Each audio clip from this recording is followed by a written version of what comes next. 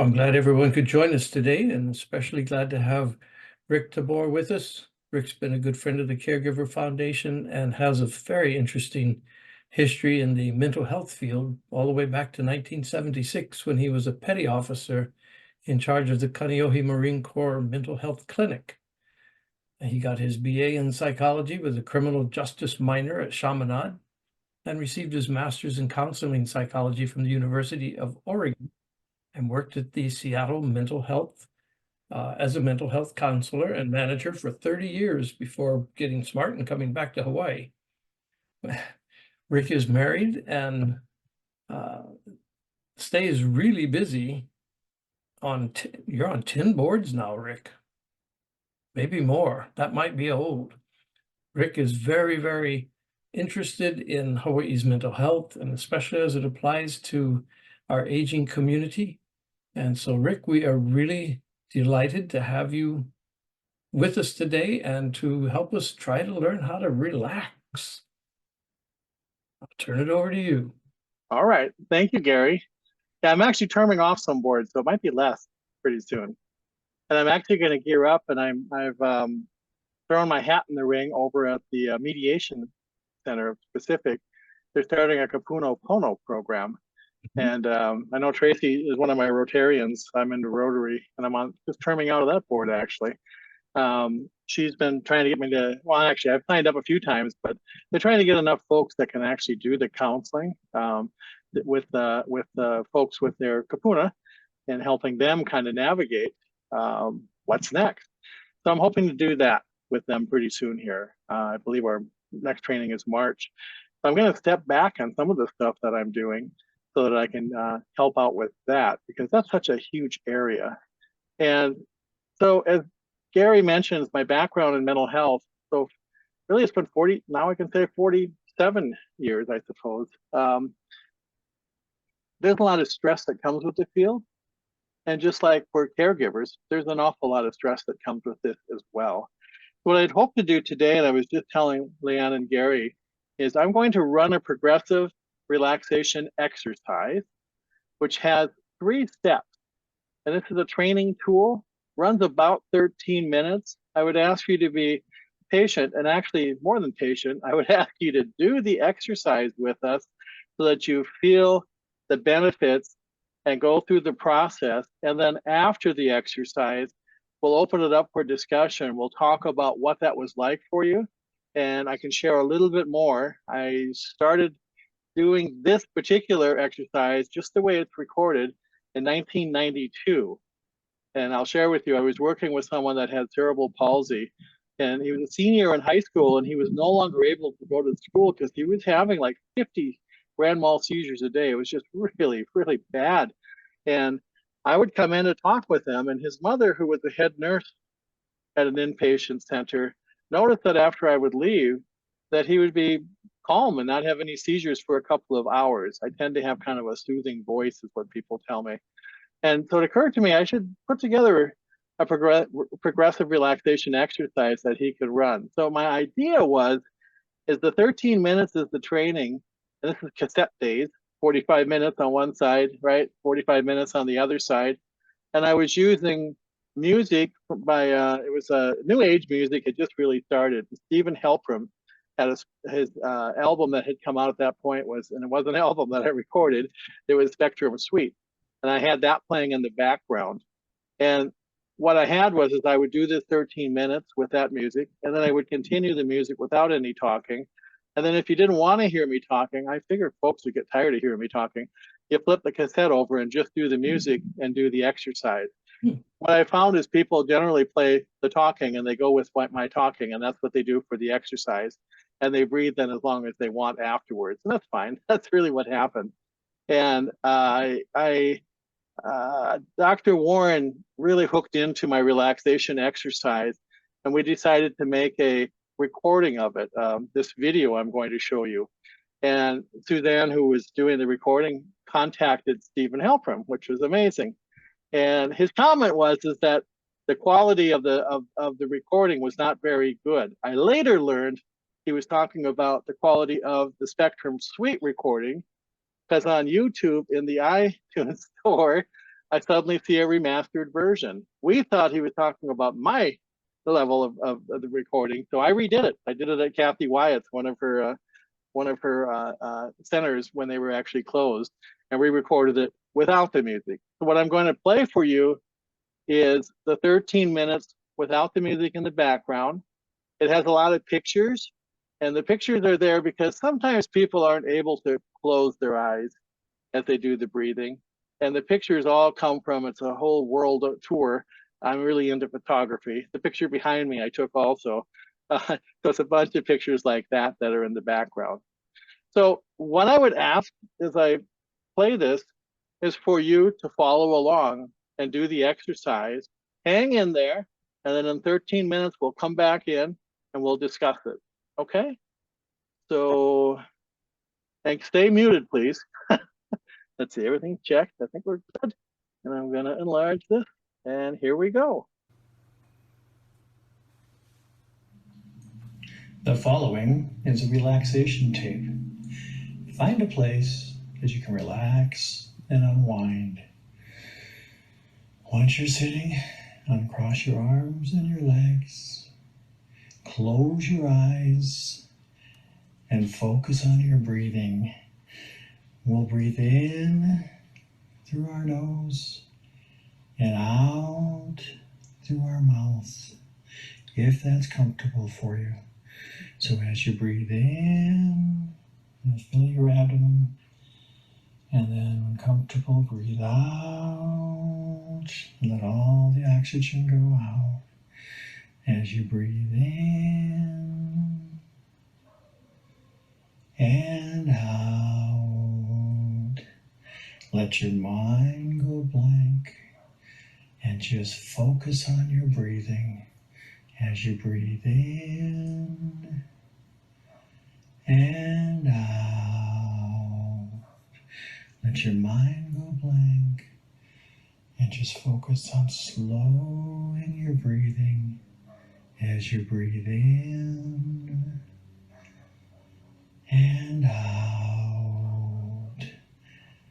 And as you're breathing in and out, feel your body relax as you're breathing in and out. And find your pace to breathe in fully, fill your abdomen, and exhale slowly and feel your stress leaving as you're breathing in and out. And as you're breathing in and out, we'll move to some muscle relaxation. To do this, we'll start with our feet as we breathe in and out, and work our way up to our head as we breathe in and out. Take both your feet, your right and your left feet, and just curl them up and tighten them tighter and tighter from your ankle to your toes. Squeeze them as tight as you can as you're breathing in.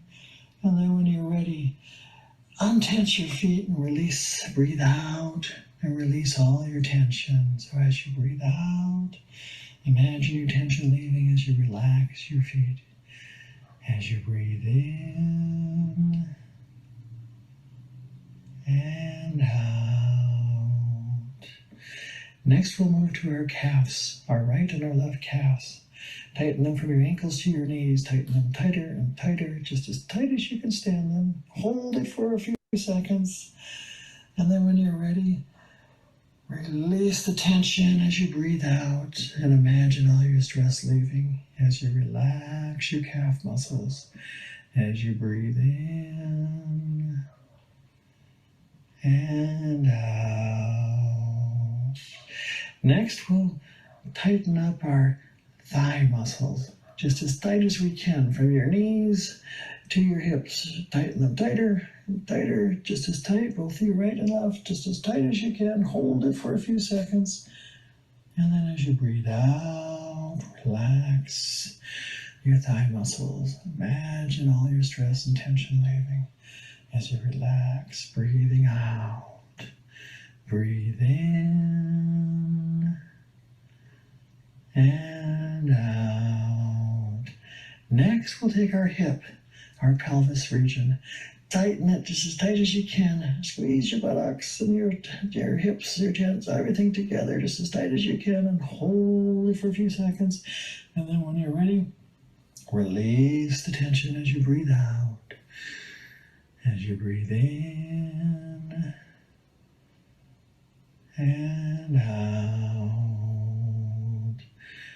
We'll move to our abdomen, your stomach.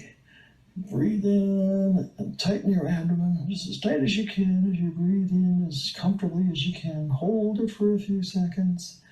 And when you're ready, release the tension as you breathe out. As you breathe in and out. And that brings us to our chest muscle. So between the shoulders, tighten your chest muscle just as tight as you can. Make it tighter and tighter. Tighten your chest muscle as tight as you can. Hold it for a few seconds. And then when you're ready, release the tension and breathe out. As you breathe in and out. Next, we'll take our shoulder regions. Just kind of squeeze them together. Tighten our shoulder. Tighten them tighter and tighter, just as tight as you can. And when you're ready, release the tension and breathe out. As you breathe in and out. Feel the relaxation as you breathe in and out. And that brings us to our neck muscles. Tighten your neck muscles so your shoulders and your jaw, just tighten them down. Your neck region is as tight as you can. Make your neck as tight as you possibly can, comfortably, of course. And then when you're ready, release the tension and breathe out. As you breathe in and out. Let's go down to our hands. Tighten your fists. Make them tighter and tighter. Just as tight as you can. And when you're ready, open your hands and release the tension. Imagine the stress leaving as you breathe out. As you breathe in and out. And then we'll take our forearms and make them tighter and tighter, just as tight as we can, from our elbow to our wrist. And when you're ready, breathe out and release the tension from your forearms as you breathe in and out. And now let's make a muscle. Let's take our muscular, just as strong, Superman strong. Make a muscle as strong as you can. Tighten it tighter and tighter, just as tight as you can. And when you're ready, release the tension as you breathe out. Breathe in and out. And that brings us to our facial features. Next, we're going to tighten our jaw, clench our teeth together carefully, comfortably, but put some tension there. Tighten your jaw muscle as tight as you can as you breathe in and out. And when you're ready, just open your mouth, breathing out, releasing the jaw muscles. Tension gone. As you breathe in and out. And that brings us to the last of it, our forehead. So squinch your eyes together and your forehead. Squinch it all together just as tight as you can. Make it tighter and tighter, just as tight as you can stand it. And when you're ready, breathe out and release the tension as you breathe in and out. And as you're breathing in and out, just experience how relaxed your body feels as you breathe in and out. Feel relaxed in your body as you're breathing in and out. And then as you're feeling relaxed, breathing in and out.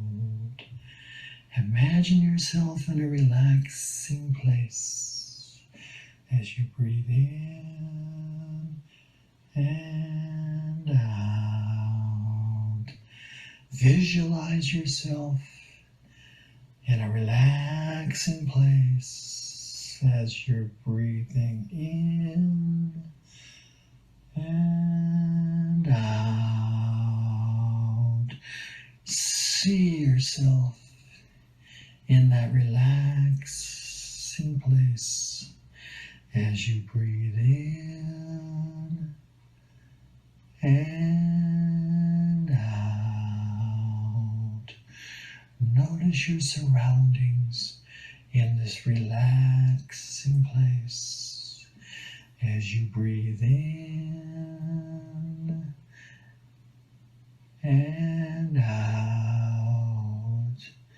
Hear the sounds in this relaxing place as you breathe in and out. Do you notice any smells of this relaxing place? The smells that remind you, that take you there to this relaxing place as you breathe in and out. Get in touch with all your senses as you experience your relaxing place as you breathe in and out. And then as you're breathing in and out, continue to be in this relaxing place. Feel how you feel. Relaxed body in the relaxing place as you breathe in and out. And as you continue breathing in and out, when you're ready, say to yourself, I feel relaxed and ready to continue my day. As you continue to breathe in and out. And then when you're ready, as you breathe in and out, slowly open your eyes and return to your day as you breathe in and out.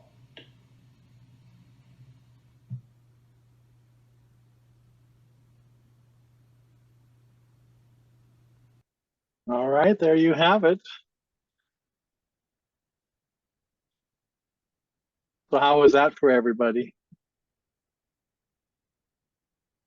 Wake So we up, can, everybody. did you fall asleep, Gary? I didn't. Oh, good. Yay. Well, a little bit about why I chose. This is a little different than a lot of progressive relaxation in that I put 3 stages in there. I played a lot of sports in high school and I'm all busted up. And so the month of relaxation, and again, the gentleman that I originally made this for had cerebral palsy and he was really kinked up all over the place. So I thought it was important first to clear our mind, kind of get used to the breathing, and then start with the muscle relaxation. Again, giving Stephen Halpern some credit here. His Spectrum Suite, and I don't expect you to go out and buy this or go listen to it, but it's what I was using originally. He wrote a whole thing about the science of relaxation and starting with the chi and starting with the feet and working our way to the head. So I tried to sync it up with that a little bit. And when I explain it to folks, just like I am now, I usually tell them that. So if they wanted to just play the, I have the remastered album now, actually. So when I play the album, I'm always thinking how he's thinking it up with the chi. He also had a whole color scheme that went into it. Music is remarkable, and music can have us relaxing or energized at any point in any time, and it's a universal language, right? I mean, so I think, Gary, you've written about that. I mean, it's a huge, if you will, way of releasing stress. Now, this stress relaxation, and then in the end, I do the imagery. So the imagery, even if I just imagine that picture behind me and I hear the waves in my head, my body's going to flow to that. So there's many ways we can approach this relaxation. Now, of course, there's transcendental meditation. You could take it off and go into a whole meditation stage as well. So when I was running petty officer in charge of the mental health clinic, I had 5 docs from Pearl Harbor that would come over to Kaneohe. Each of them had a clinic day. And I would go on Tuesdays actually to Pearl Harbor once a month for training. And they got a biofeedback machine. And we would play with the biofeedback machine and we would play with this relaxation. Mitzi Simonelli at Chaminade actually had Carl Rogers even come and talk with us. And that's when the whole wellness area took off in the late 70s. It was 1979. I graduated in 81. And so a lot of this is integrated into my thought of this, how I'm doing these stages of relaxation. What we did later, I was working with some pretty heavy duty cases in Seattle at Seattle Mental Health. And so trauma kind of informed work. We would use the relaxation, if you will, and we would envision the scenario that traumatized them ending differently. But we would have to actually integrate a lot of work on coping skills to get there, because it can be re-traumatizing if you just launch into this without thinking it through carefully. And carefully is by training the person to recognize in their body when they're feeling too tense and we need to step it back a few notches. So it's very slow, very tedious, and very, if you will, deliberate work that you do, and the person that's doing the relaxation does. I had a gentleman that was on the spectrum, autistic. He was very obsessive compulsive, and he would never change his jeans. He would wear the same jeans until they wore out because he didn't like the stiffness of new jeans. And so we did a whole series of imagining that he's going shopping and just getting in the store was a huge feat for him. So we would stop, we'd just pull up and park. That's as far as we'd get. I mean, so in his imagery, I would do suggestive stuff, and then he would go home and he would practice that. And then he'd come back and we'd take it to the next step. We got him into new jeans eventually. At least one pair. I don't know how we did after that because they wrapped up. Yeah. Rick, when a caregiver is faced with ongoing tension and ongoing stress, how do they stop and put this type of a thing into practice? Okay, great question. So any part of this you can do at any point. You don't necessarily have to close your eyes to do the breathing. So you could actually, as the person you're caregiving for is maybe is able to eat, maybe they're having a sandwich or something and you're feeling stressed, you could actually be doing some breathing.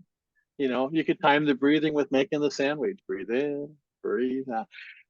You can, if you're stuck in traffic, I have a little story that I tell that actually happened. We're stuck in traffic. I had a client that was screaming, and this is in Seattle, was screaming and yelling at their mother, and the mother was handling everything the wrong way.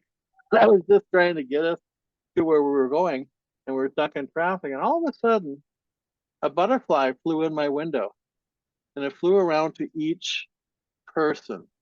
And that visual, if you will, calmed each person because they could not take in that, if you will. So you can look at something in a mindful kind of way and relax. Maybe we just had Valentine's Day. Maybe the daughter delivered some Valentine's flowers for mom. You can visualize just by looking at the flowers and calm your body. Those kinds of things. You can do the muscle relaxation at any point.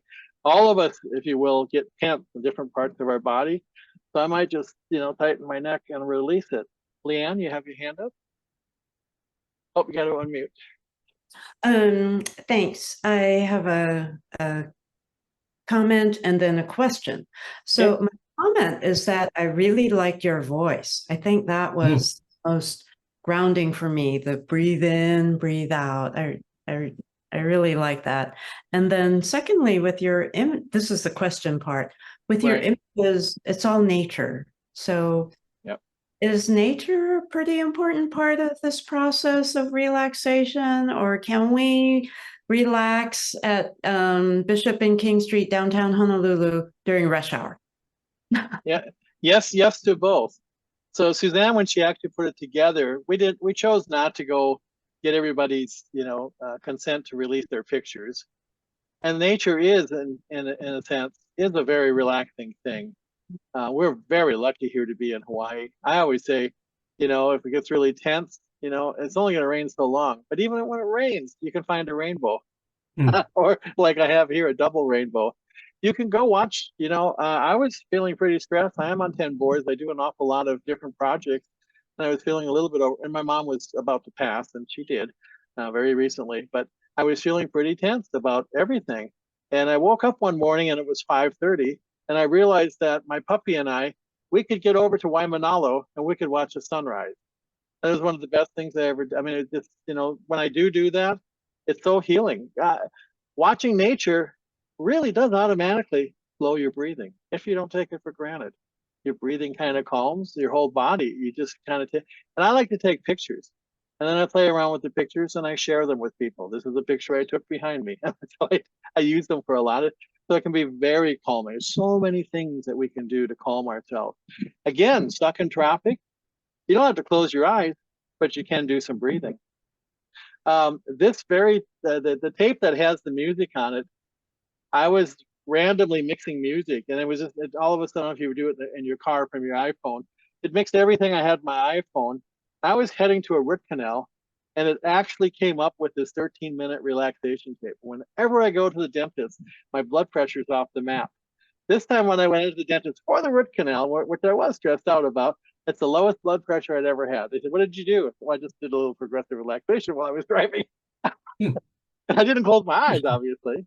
So again, back to the caregiver, you can do these at any stage. You can even do this with the person you're caregiving with. Let's do some breathing together. Let's breathe in. You could actually, so I've given you the link to this. You could play that and do it. Now, one other question I generally get asked is, I can't keep up with the pace that you're doing. And so I want to say that you don't have to. You find your pace. I'm just giving the suggestion that we're breathing in and out to remind us to breathe in and out. The other is, I didn't introduce this. We generally breathe in through the nose if you have clear passages. If you don't, you don't. But breathe in and fill your abdomen comfortably, and exhale through the mouth comfortably and try to drain it. And the idea is to slow that. So when people are meditating, they end up slowing things so slow that you don't even know if they're alive, because that's how they will do this. We found, and research has kind of shown, and I haven't looked it up lately, but if you do 10 to 15 minutes of relaxation during the day, it really does calm the body. So this young man, what worked for him, he not only did he was able to knock off the seizures he was having, he was also able to get back to school, and he graduated and he walked. He got up there and wheelchaired, but he got his diploma. And I went. I was just like, wow, because he really was paralyzed, bedridden when I met him. And so through the relaxation, he was able. My mother, she went through a real tough time as well. We had a lot of stuff happen in the family, like all families do, but she was getting nosebleeds and she was having panic attacks. and she would play this tape all the time. She eventually lost it. I had to send her a couple of different copies. Yeah. What else? Anybody else out there have any feedback? I see a nice, cute little puppy there just a second ago. There he is. Huh? How'd that go for you there, little puppy? Yeah, look at that. Did you like the relaxation? I think the puppy is relaxed. Very, very Puppy relaxed. responds. Yeah. I had a question. Have you used this relaxation with dementia? I have. Dementia So my mom actually had dementia, and response so or tips to working Yep. with someone with dementia Yep. and relaxation. so again, my mom had dementia, and she passed away on February 7th. And they would play this in her room from time to time, especially when she would get agitated. And sometimes, so she's used to the spectrum of tweets. So sometimes she had her old cassette player that I gave her. They would just play the music, and it really was pretty soothing for her, is what the reports are. I'm not sure. I'm sure it didn't work all the time. She was a pretty tough 80-90-year-old, but it was relaxing. She, when she could still speak, she had tried to tell me that she would use it to go to sleep. At least that's what I think I made out of what she was trying to share with me. She was just talking about music, sleep, and I just kind of put it, oh, you guys are playing that for her. I think people enjoyed it when they were visiting because it kept the atmosphere fairly calm. So I also use this in support groups, just like this, like I've done here. We would start each group with the relaxation. I've used it with adolescents as well. I've used it in anger management with gang kids. And what would happen is I would try it once and I would think, okay, well, that's good. We did that and it went okay. And I wouldn't bring it back in. And they would say, no, bring it. We want to start the meeting with that first. And it was very effective in all those settings. Now, again, what I would say is when I worked with folks, and I would imagine this could happen with some dementia clients, they're not going to close their eyes because they don't feel safe. So somebody that's having a psychotic break or has psychosis, even if they're on medications, most of the time they're not going to close their eyes. So that was another reason that the pictures was a great idea. And if you thought, or if you use the link, you could check the pictures out. I think just watching that alone will relax you as well. Yeah, and your imagery. I mean, of course, when I lived on the mainland, I always would imagine waves of the ocean. I would hear the waves, I would see the waves, I would breathe with the waves, all of that. Yeah. Okay. What else, the folks? Anybody else have some thought? I'm wondering, with the caregivers that are joining us today, if you've had incidents in your own situation where you found something that worked for you kind of along these lines, but maybe by accident, and you realized, oh, if I do that, it makes it easier for mom or for dad or for whoever to kind of release the anxiety in their lives. I found that I think the most frightening part of a person with developing dementia is the awareness that it's happening. Yeah. And the tension that brings into their lives is just tremendous. So something like this might help them learn a transition skill, not that they would retain it as a skill, but they might retain it as something that they did and they're not sure why. But it would have the same result. I'm wondering if anybody's had any kind of situations like that. Deb, thoughts? Yeah, can you hear me? Yes. Okay. Very well. Yeah, something when you were talking about music, my stepmother had dementia for a period of years before she passed a long time ago. And as well as my father-in-law. He didn't have so much, but he had some really progressive things. And I think music, especially music from their era, whatever, because it brings back memories. It brings back, you try to figure out what was a good time in their life, what was, a happy time, and you can find music in, anywhere. And I think music is really integral to trying to connect with someone who is that you're trying to caregive for, whether it's dementia or another, cancer, whatever. When they're in distress, I think music, calms the soul, calms the heartbeat and stuff.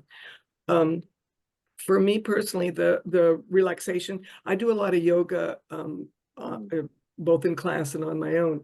I find I have headaches that I think are tension headaches. So it's really hard for me to do. I was trying to follow, and I try to do that on my own, but I need something in addition to that, which would either be the music for myself, also based on whatever each person's faith is.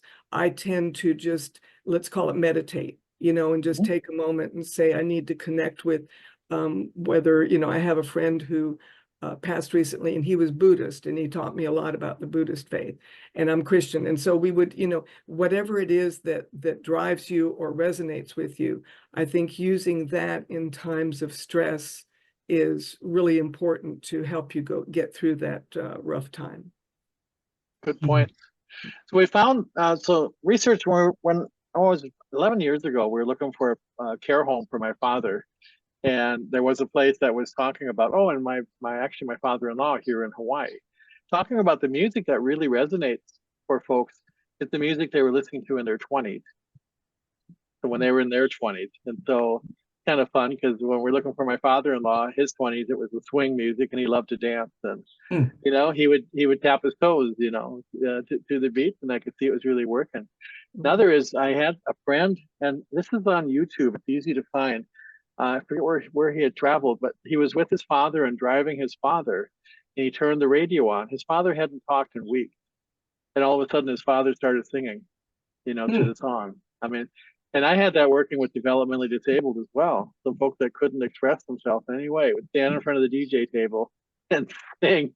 The guy that replaced me, I would DJ these dances for 300 to 400 people at Seattle Mental Health, developmentally disabled, mentally ill clients. And he sent pictures, and they had a microphone, and he said they're doing karaoke. I said, oh my God, how's that going? We just kill the volume if they can't sing. It goes really well. It's okay. Then they would love that.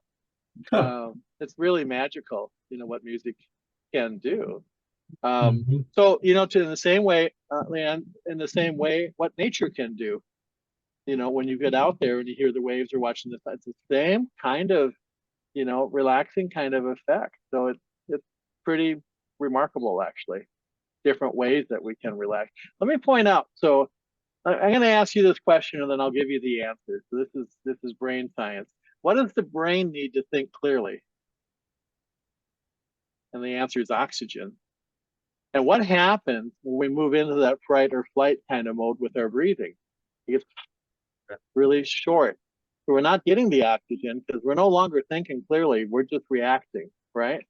And so as we get stressed, caretaking, and those stressful moments, our breathing also gets shorter. And so we really need to take the time to take some deep breaths in order to stay focused and grounded.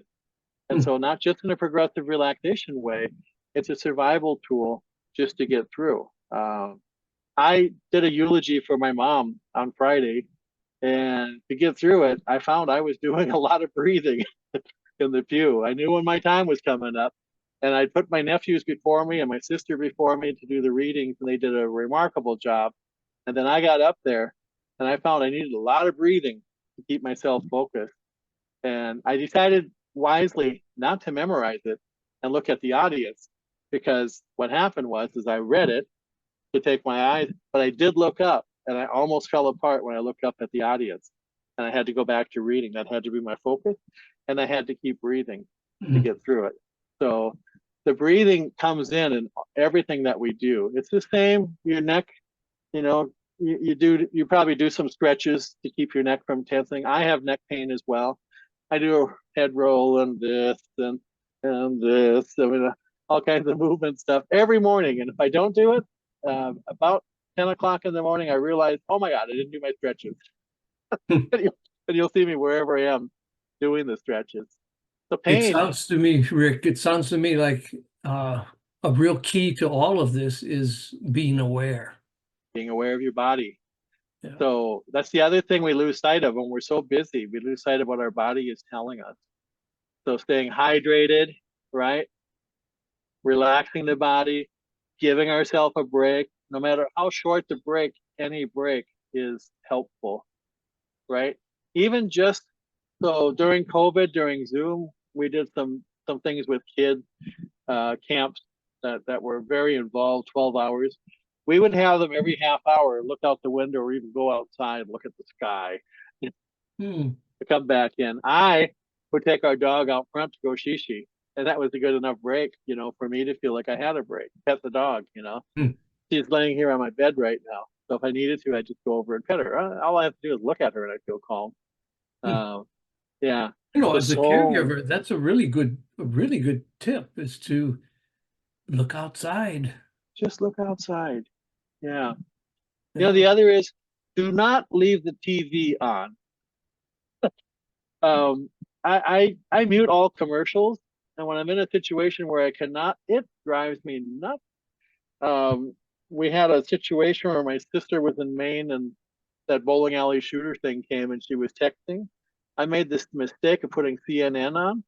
That is the most stressful thing in the world to watch. But I was Yeah. trying to get the story so I could help her. And I came out of it. I told my wife, turn that off. That is not helping at all. Um, as far as media goes, minimal. Mhm. Watch a good movie with no commercials. That worked. Favorite movies. Actually, all of our Kapuna have their favorite movies. With my mother-in-law, she was visiting us in Seattle, and I put what was the Some Like It Hot. I got Some Like It Hot from the library, and not even thinking. And she said, "Hey, can we watch that?" So we had dinner and we watched it. Oh my God, that was one of the best things I ever did with her. Mm. We just laughed and laughed and laughed. Right? That's Mm. another. Find some laughter. Find some humor. That's very calming as well. So anyway, that all ties into all of this. Yeah. So So I'm wondering with the folks that are on today, if you're having any particular circumstances that you'd like to share with the group and get some feedback on. Any difficulties that you can see in trying to adopt some of these practices into your caregiving day? Well, I can share one. I get into the office usually at least by 6:30 in the morning, and I usually don't leave until 7:30, 8 o'clock at night. So it's a pretty long day. And my stress level increases by the hour. I've really begun to realize I allow it to. And I usually don't get up and go out and practice these wonderful techniques that you're talking about. So I'm going to have to adopt some of them myself just to make sure that I'm not becoming ineffective with my clients because of my tension level, my anxiety level. mhm. So some of this is going to be very useful for me. Can I say something? Yeah, Yes, yeah. please. So another thing that I find, like just recently last night, you might be having a good day, everything's going smoothly and whatever the case may be. And then my sister lives on the mainland, and I found out she was being taken to ER. She was having some really distressing symptoms. And here I am, and there she is. And so all you have is, and she's fine. She's back home and everything. But for last night, you're doing well one day, especially if you're not having a good day and you have that. But even if you're doing well one day, all it takes is life throwing you something else. And you have to, again, take deep breaths, do whatever you can to recenter yourself. And that can happen, with things that are completely beyond your control. And I think we all need to realize that, we can really only do so much. We need support from, people like the Caregiver Foundation. I worked with Gary when I was a public health nurse and retired now. best thing ever. I'm sorry, I love retirement. But anyways, you know, and so anyways, so we all need to sort of support each other as well through all Right. sorts of different things. Right. You know, you said something that reminds me. So at the end of the day, when you're in the bathroom brushing your teeth, just look in the mirror and say to yourself, tomorrow's another day. Mm. Right? I mean, just let it go so that you can go to sleep. Now, another time to actually do this relaxation is in the evening before you go to sleep. So what we found was if folks start their day with it, and then again, using it with kids when they get back from school. So sometime midday to kind of recharge. And then again at night when you're going to sleep.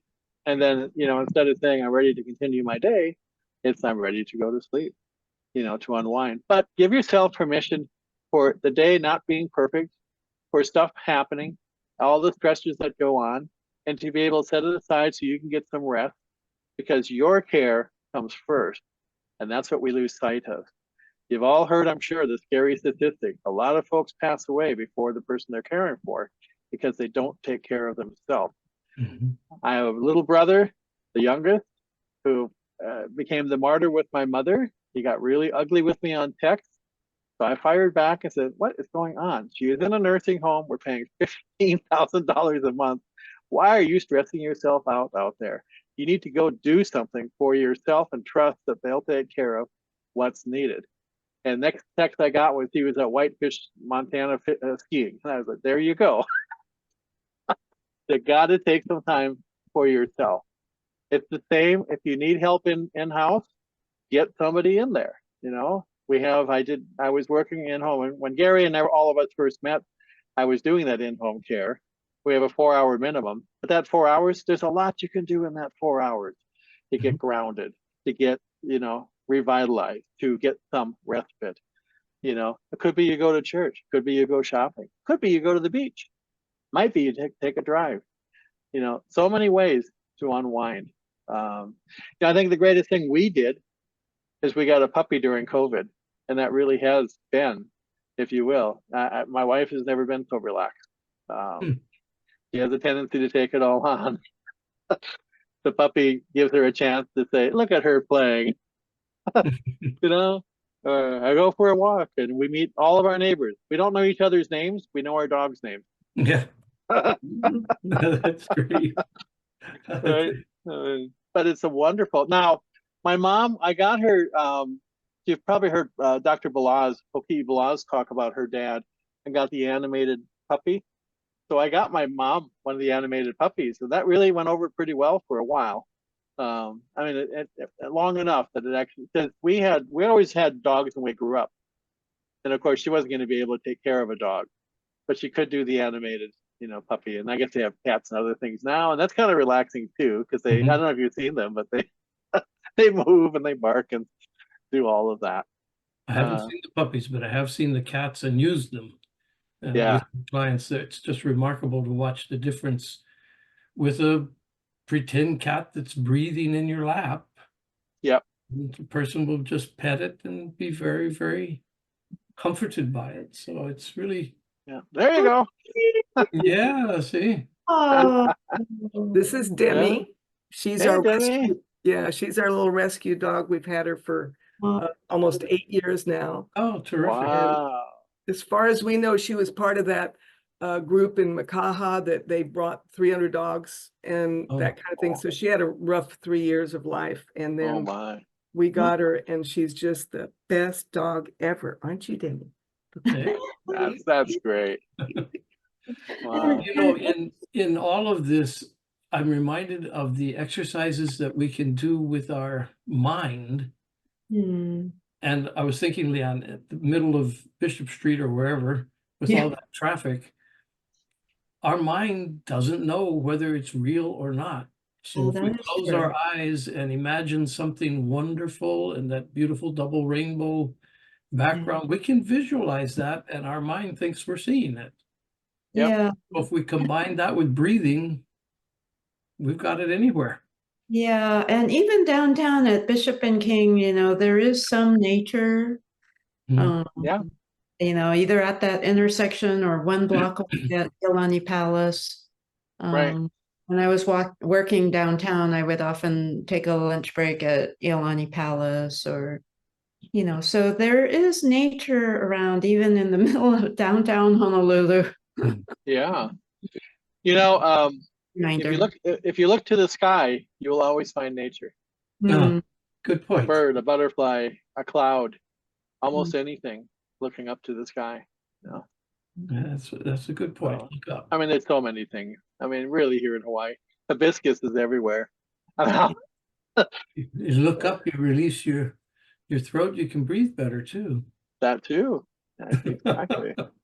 So we have to be aware of our breathing.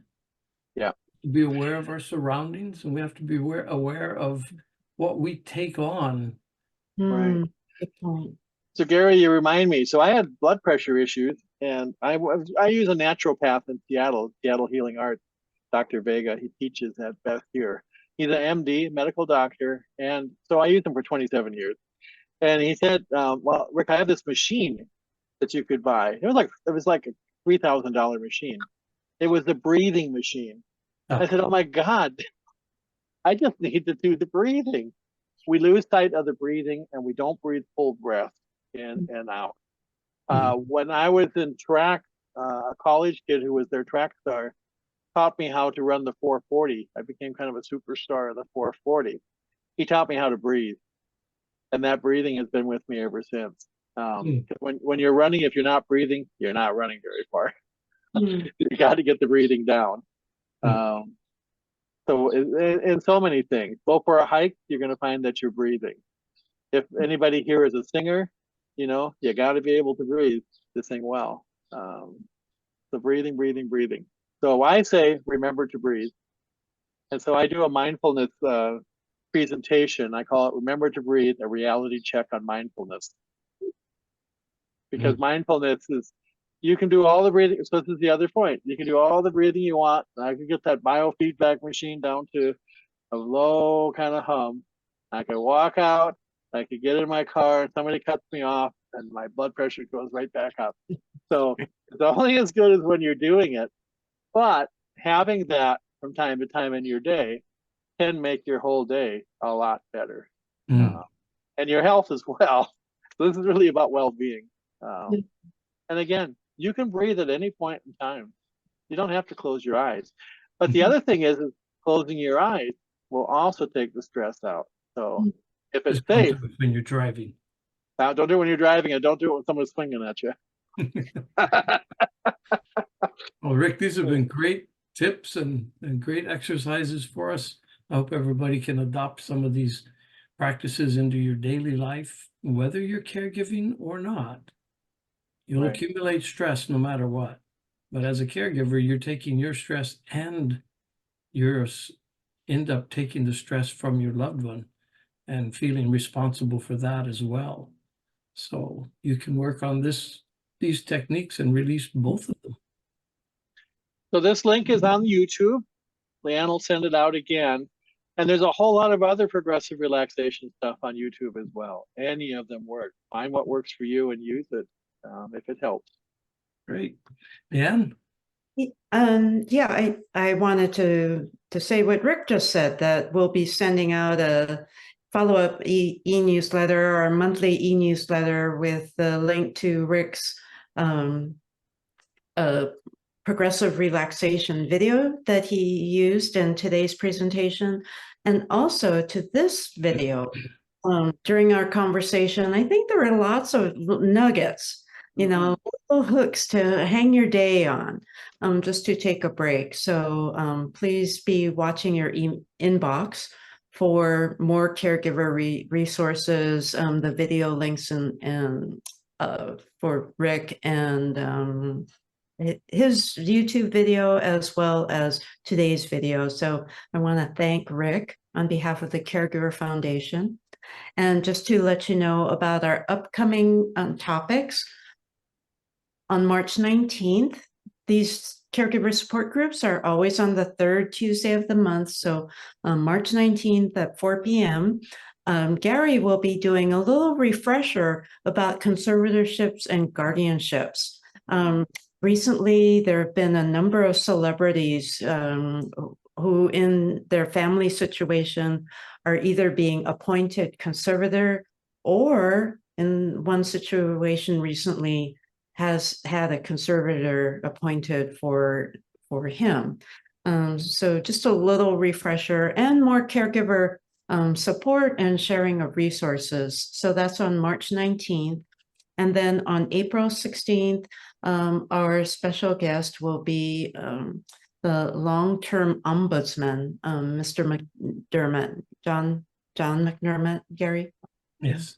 Yeah, and he will be our guest speaker. So that's on April 16th. So please contact the Caregiver Foundation if you have any questions during the month. Otherwise, we'll see you back here on the third Tuesday of the month. Great. Okay. Thanks, everyone. Thank Thank you. you, Rick, Thank you. all for your Appreciate it. participation. Let's all be more relaxed in the coming week. Yes. Okay. So everybody practice breathing tonight. Yeah. Okay. All right. We'll see you next month. We'll Thank see you, you. Rick. Take care, everybody. Thank Thank you. Take care. Bye-bye.